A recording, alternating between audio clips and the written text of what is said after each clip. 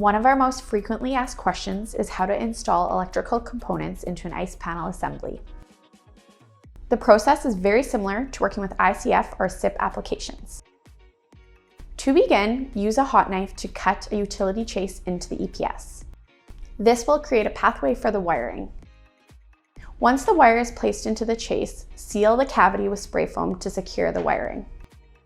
Electrical boxes are cut using the hot knife, cutting the EPS accurately to create space for the box.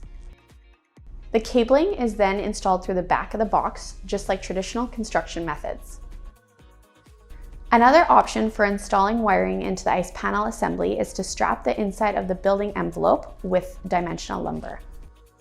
This creates an airspace between the drywall and the ice panels where the wiring can be installed.